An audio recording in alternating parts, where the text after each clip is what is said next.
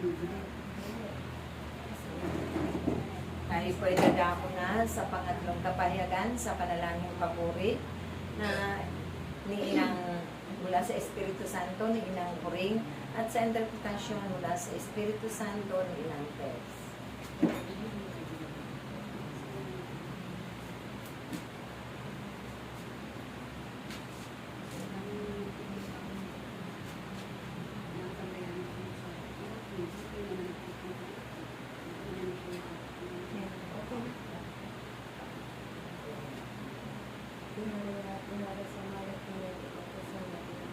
Sumayin niyo ang aking sumayin niyo ang kapayapaan sa araw ng ating tipan. Naway laging bitbitin niyo ng malinis na puso, malinis na kaloob. Dahil ito ang magdadala at magbabahagi ng mga biyaya at pagpapahal ng inyong mga kapwa-tao. Nababahagi nga ninyo ng kabutihan. Ito ang magbibigay ng matibay na pananalig, pananampalataya sa Diyos. Anuman ang mangyari sa mundong ito, kayo'y nananatili na matatag ang pananampalataya sa Kanya. Hindi man ninyo nakikita ang Diyos, subalit nadarang ang Kanyang pagpapahalaga at pag-ibig sa isa't isa. Nakakamta ninyo ang lahat ng inyong mga hinihingi sa Kanya at ipinapanalangin. Kung kaya't ang paggalakan ninyo sa inyong mga kalooban ay hindi masukat ng sino pa man. Narito kayo naglalakbay, nakasama kayo. Kung kaya't lagi ninyong patutuhanan ang Diyos na inyong pinaglilingkuran at pinapapurihan ay tunay na Diyos. Walang sino man ang narito sa sanglibutan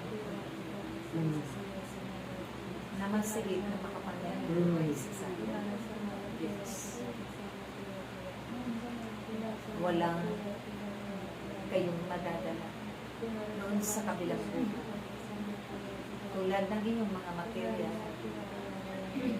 na pinag-ibilihan. Bagos ang inyong kayamanan na iniimpok sa ngayong panahon. Siya lamang yun makakamtan.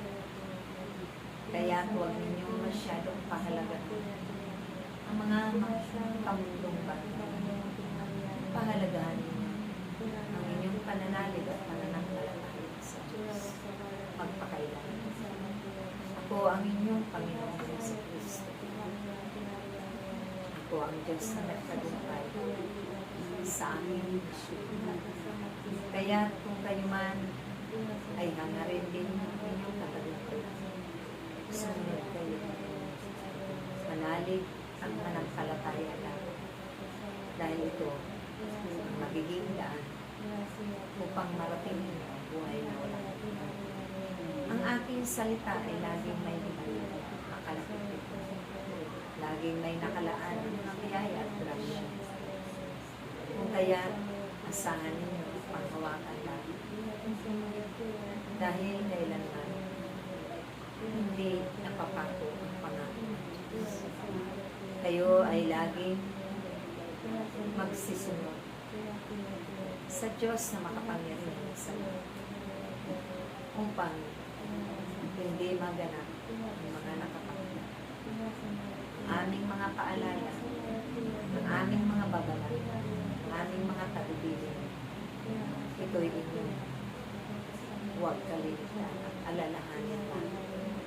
Ipanalangin ng buong puso, buong kababaan at kalooban at tiyak yun na kayo man ay tutugunan ng Diyos. Ipanalangin nyo rin ang mga trahedya, ang mga paparating na santa upang ito man ay hindi maganap sa inyo. kundi kayong lahat makaranas ng nararanasan ninyong mga kapatid sa karatig bansa.